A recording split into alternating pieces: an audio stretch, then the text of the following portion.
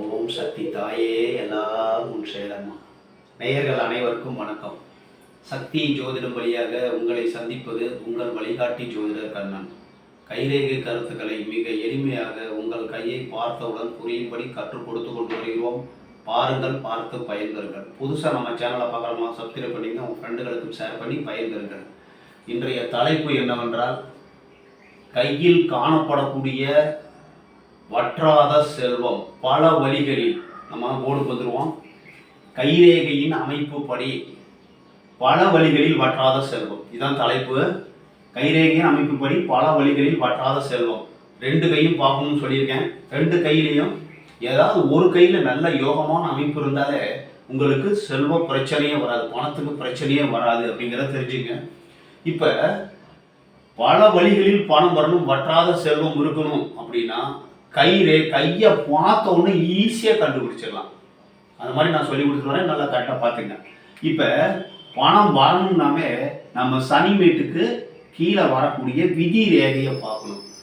விதி ரேகை எங்கு ஆரம்பமோ அங்குதான் உங்களுக்கு முயற்சி ஆரம்பமாகிறது. பணம் சம்பாதிக்கணும் அப்படிங்கிற முயற்சி. ஒரு சில பேருக்கு 30 வயசுல தான் விதி ரேகையை ஆரம்பிக்கும். அப்போ 30 வயசுல, அதாவது இறுதி ரேகையிலேருந்து புத்தி ரேகையிலேருந்து விதி ரேகை ஆரம்பிக்குதுன்னு வச்சுக்கோங்க. 30 வயசுக்கு மேலே தான் அவங்களுக்கு முயற்சி பண்ண ஆரம்பிப்பாங்க. பணம் வரணும்னு முயற்சி பண்ணாதான் பணம் கிடைக்கும். அந்த முயற்சி பண்ணக்கூடிய ரேகை தான் விதி ரேகை. முயற்சி எங்கிருந்து ஆரம்பமோ அதுதான் விதி. சரிங்களா? இப்போ விதி ரேகை கீழேருந்து இந்த ஆயுள் ரேகையை ஒட்டி இப்படியே ஆரம்பிக்குது சார் ஒரு விதி ரேகை. அதாவது சின்ன வயசுல கஷ்டப்பட்டு படிப்படியான முன்னேற்றத்தை குறிக்கக்கூடியது. இன்னும் ஒரு விதி ரேகை நிறைய இருக்கும். அந்த பணம் வற்றாத செல்வம் பெறணும், விதி ரேகை நிறைய இருக்கும். இல்லை விதி ரேகையில கீழே ரேகை இருக்கும். இப்போ இந்த விதி ரேகையில இங்கிருந்து, அதாவது ஆயுள் ரேகையிலேருந்து ஒரு விதி ரேகை ஒன்று போகுது சார். அப்போ சுய முயற்சியினால், இதுவும் சுய முயற்சி தான், இதுவும் ஆயுள் ரேகையை தொட்டு போகுது இல்லையா? இன்னொரு சுய முயற்சினால் இன்னொரு வருமானம் வர்றதுக்கு வாய்ப்பு இருக்கு அப்படிங்கிறத நம்ம தெரிஞ்சுக்கணும். சந்திரமேட்ல இருந்து ஒரு ரேகை போயிட்டு விதி ரேகையோட கனெக்ட் ஆகுது. அப்படிங்கும்போது மனைவி மூலமாக, மனைவி வந்த பணம், மனைவி சம்பாதிக்கிற மனைவியா இருப்பாங்க, மனைவி செல்வந்தரா இருப்பாங்க, அவங்க மூலமாகவும் வருமானம் வர்றதுக்கு வாய்ப்பு இருக்கு. அப்படி தெரிஞ்சுக்கணும். சரிங்களா? இப்ப ஒரு வருமானம், தன்னுடைய முயற்சியால 2 வருமானம், மனைவியால ஒரு வருமானம், இன்னொரு விதி ரேகை. இப்படி ஒரு விதி ரேகையில இருந்து ஆரம்பிச்சு சூரிய மேட்டுக்கு போகுது சார். அப்போ இன்னொரு வருமானம். இப்ப இதுல இருந்து ஆரம்பிச்சு குருமேட்டுக்கு ஒரு கிளை போகுது சார். அப்ப எத்தனை பாருங்க? 1 2 3 4 5, 5ற்கு மேற்பட்ட வருமானம் வருவதற்கு வாய்ப்பு உண்டு. எந்த வயதில் அப்படின்னா இந்த சூரிய ரேகையை பார்க்கணும். சூரிய ரேகை தான் அறிவை பயன்படுத்தி, அதாவது வாழ்க்கையில் முயற்சி விதி ரேகை முயற்சி செய்வது. அறிவு, புத்திசாலித்தனம், அறிவாற்றல் மூலமாக உங்களுக்கு தொட்டதெல்லாம் வெற்றியாக வேண்டும் என்றால் இந்த சூரிய ரேகை எப்போ வருதோ அப்பதான் உங்களுக்கு புத்தி, நல்ல ஒரு செயல்பாடு திறன், உங்களை வெளி உலகத்திற்கு காண்பிக்கக்கூடிய ஒரு ரேகை தான் இந்த சூரிய ரேகை. இப்ப நீங்க பணம் சம்பாதிக்கணும்னா விதி ரேகை 2 3 இருந்தாலும் பணம் சம்பாதிக்கலாம். ஆனா அந்த சூரிய ரேகை இப்ப எடுத்துக்காட்டுக்கு புத்தி ரேகையிலேருந்து சூரிய ரேகை இப்படி ஆரம்பிச்சு போயிடுச்சு சார். அப்போ 30 வயசுக்கு மேலே இருந்து, அது வரைக்கும் 30 வயசு வரைக்கும் ரொம்ப கஷ்டமாக இருந்திருக்கும்.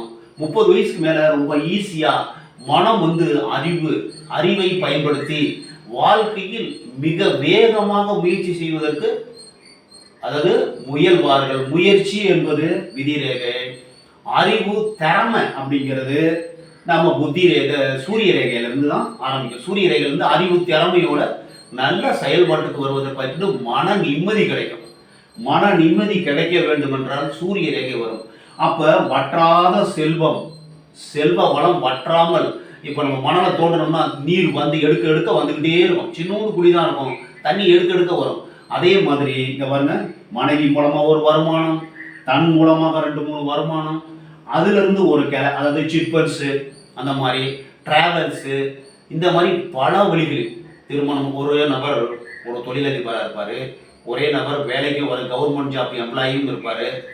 அதே மாதிரி ஒரு பெரிய மளிகை கடை வச்சிருப்பாரு, இது மாதிரி இம்போர்ட்டு எக்ஸ்போர்ட்டு இந்த மாதிரி பல வழிகளில் வற்றாத செல்வம் அவருடைய புத்தியை பயன்படுத்தி அறிவை பயன்படுத்தி 30 வயசுக்கு மேலே நல்ல ஒரு பேர் புகழ் வெற்றி செல்வம் செல்வாக்கு இதெல்லாம் வரத்துக்கு சூரிய ரேகை அதாவது சூரிய ரேகை எப்போ ஆரம்பிக்குது அப்போ தான் ஒரு அறிவை பயன்படுத்தி புத்திசாலித்தனத்தால் வாழ்வில் வெற்றி புகழ் அடைகிறார் அப்படிங்கிற அர்த்தம். முயற்சி எப்பொழுது ஆரம்பம் பணம் வேலை கிடைக்கிறது, முயற்சி செஞ்சாக்கா பணம் வருமானம் பண்ணுங்கிறது தான் விதி ரேகை. விதி ரேகையில் எத்தனை கிளை இருக்குது எத்தனை ரேகை இருக்கோ அதுக்கு தகுந்த மாதிரி வருமானம் வர ஆரம்பிக்கும். வற்றாத முதல்ல கையை பார்க்கணும். கை அழகாக இருந்துச்சுன்னா நீங்கள் வாழ்க்கையில் முழு ஒத்துட்டீங்கன்னு அர்த்தம். நல்லா கஷ்டப்பட்டு உழைக்கிறவங்களுக்கு மண்ணில் போட்டு கஷ்டப்பட்டு கை இது பண்ணுறவங்களுக்கு கை கருப்பாகவே இருக்கும். ஒரு சில பேருக்கு கை அழுக்காக இருக்கிறது வேற, கையே கருமையாக இருக்கும். கையே கருமையாக இருந்தால் எந்த ஒரு வேலை செஞ்சாலும் கொஞ்சம் கூடுதலாக கஷ்டப்பட வேண்டும். வேற ஒன்றும் புதுசாக ஒன்றும் கிடையாது. ரேகையெல்லாம் பலன் கொடுத்தே தீரும். எந்த ரேகை உங்களுக்கு இருக்கிறதோ அந்த ரேகை கண்டிப்பாக பலன் கொடுக்கும். இப்போ எடுத்துக்காட்டுக்கு சுக்கிரன் மேடும் குரு மேடும் நல்லா இருக்குதுன்னு வச்சுங்க, உங்களுக்கு பணத்துக்கு குறைவே இருக்காது, ஆசைக்கு குறைவே இருக்காது, அதிகாரம் உள்ள ஒரு பதவியில் இருப்பீங்கன்னு அர்த்தம். அதே மாதிரி இந்த புதன் மேடும் சந்திரன் மேடும் உயர்வாக இருக்குது, மனசு நல்லா இருக்குது. சந்திரன் நல்லா இருந்தால் மனசு நல்லா இருக்குன்னு அர்த்தம். புதன் நல்லா இருந்ததுன்னா புத்திசாலித்தனம், வியாபாரத்தில் புத்திசாலித்தனமாக இருக்கணும்னா புதன் நல்லா இருக்கணும். பேச்சாற்றல் அடுக்குமுறையில் பேசக்கூடிய நபர்களுக்கு, அதாவது பேசி கவரக்கூடிய நபர்களுக்கு புதன் நல்லா இருக்கும். ஏமாற்றி பணம் சம்பாதிக்கணும்னா அந்த சுண்டு விரல் கோணலாக இருக்கும், சூரிய விரல் கோணலாக இருக்கும். இந்த மாதிரி கோணலாக வளைவாக இருந்து இந்த ரேகைகளெல்லாம் இப்படி இருக்கும், இப்படி வளைஞ்சு வரும். அந்த மாதிரி வளைஞ்சு வந்ததுன்னா ஏமாற்றி பணம் சம்பாதிப்பதற்கு வாய்ப்பு உண்டு. உங்கள் கையை பாருங்க, முதல்ல விதி ரேகை எப்படி ஆரம்பிக்குது, எந்த வயசில் ஆரம்பிக்குதோ உங்களுடைய முயற்சி ஆரம்பமாகிறது. சூரிய ரேகை எந்த வயதில் ஆரம்பமோ அப்போதான் அறிவை பயன்படுத்தி நல்ல ஒரு திறமையை பயன்படுத்தி வாழ்வில் வெற்றி புகழ் செல்வம் செல்வாக்கை அடைவீர்கள் அப்படிங்கிறத முடிவு பண்ணிக்கணும். அதே மாதிரி விரல்லாம் நல்லா அழகாக சங்கு மாதிரி நல்லா நீட்டாக அழகாக இருந்த ஒரு சில பேர் கையை பார்க்கும்போதே நல்லா அழகாக இருக்கும். அந்த மாதிரி இருந்ததுன்னா நீங்கள் வாழ்வில் வெற்றி அடைவீர்கள் புகழ் அடைவீர்கள் சம்பாத்தியம் உள்ளவர்களாக இருப்பீர்கள். பொதுவாகவே உங்கள் கையை பாருங்கள், உங்களுக்கு கையில் ஒரு சில பேருக்கு தொட்டோன்னா அப்படியே நல்லா ரத்தம் கட்டும். அவங்க எந்த வேலையுமே செய்ய மாட்டாங்க, நல்லா சாப்பிடுவாங்க போவாங்க சைன் பண்ணுவாங்க அப்படியே வந்துடுவாங்க, அதை பண்ணி இதை பண்ணிட்டு வந்துடுவாங்க. அப்படி இருக்கும்போது கை நல்லா நீட்டாக தானே இருக்கும், அழகாக தானே இருக்கும். நீங்களே முயற்சி பண்ணுங்கள், நீங்களே பாருங்கள். அந்த கை சுத்தமாக எவ்வளோ தூரம் சுத்தமாக இருக்கோ அவங்களுக்கு தூரம் உங்களுக்கு பணம் கையில் வரும். அப்போ நீங்கள் வேலை செய்ய மாட்டீங்க, வேலை செய்யாமல் தான் சுத்தமாக இருக்கும், நீட்டாக இருக்கும், அழகாக இருக்கும். பிறந்ததுலேருந்து எந்த வேலையுமே செய்யலைன்னா கை எப்படி இருக்கும், மென்மையாக இருக்கும், ரோஸ் மாதிரி அழகாக இருக்கும். அதே மாதிரி சங்கு மாதிரி இது பிறப்பிலிருந்தே வரணும் அப்படின்னா அந்த சூரிய ரேகை இருக்கு இல்லையா, இது கீழே இருந்து கங்கணமேட்டிலேருந்து சூரிய ரேகை இருக்கும், விதி ரேகை இருக்கும். இவங்களுக்கு பிறப்புல இருந்து எந்த வேலையுமே செய்ய மாட்டாங்க. அதே மாதிரி பாதிக்கு மேலே விதி ரேகையோ சூரிய ரேகையோ இருந்தால் அவங்களுக்கு நடுத்தரமான கையாக இருக்கும்.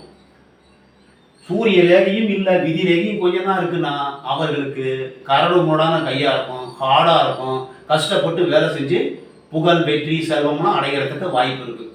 கையை பார்க்கணும், கையினுடைய நிலைமையை பார்க்கணும், முதல்ல பெருவிரல் நல்லா இருக்கான்னு பார்க்கணும், மேடுகளை பார்க்கணும், எந்த மேடு உயர்வாக இருக்கோ அந்த மேட்டின்படி தான் வாழ்க்கையில் முன்னுக்கு வருவாங்க.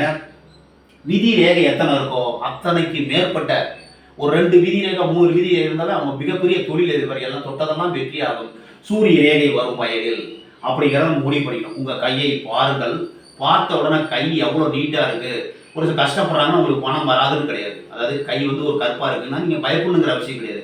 நீங்கள் கொஞ்சம் கஷ்டப்படணும், அதிகமான உழைப்பை கொடுத்து பணம் சம்பாதிக்கணும். சூரிய ரேகை வரும் வயதில் உங்கள் வாழ்க்கை அறிவை பயன்படுத்தி திறமையை பயன்படுத்தி வாழ்வில் வெற்றி பெறுவீர்கள். அதாவது விதி ரேகை ஆரம்பம் ஆகும் பொழுது பணம் சம்பாதிக்க முயற்சி செய்வீர்கள். வற்றாத செல்வம் வர வேண்டும் என்றால் விதி ரேகையில் பல கிளைகளும் சந்திரமேட்டிலிருந்து ஒரு விதி ரேகை வந்தால் மனைவியால் வருமானம் வரப்போகிறது என்பதையும் நீங்கள் தெரிந்து கொள்ள வேண்டும். உங்கள் கையை பாருங்கள், பார்த்து பயன்பெறுங்கள். மற்றும் ஒரு சிறப்பான காணொளியில் உங்களை சந்திக்கும் வரை உங்கள் வழிகாட்டி ஜோதிடர் கண்ணன். வணக்கம்.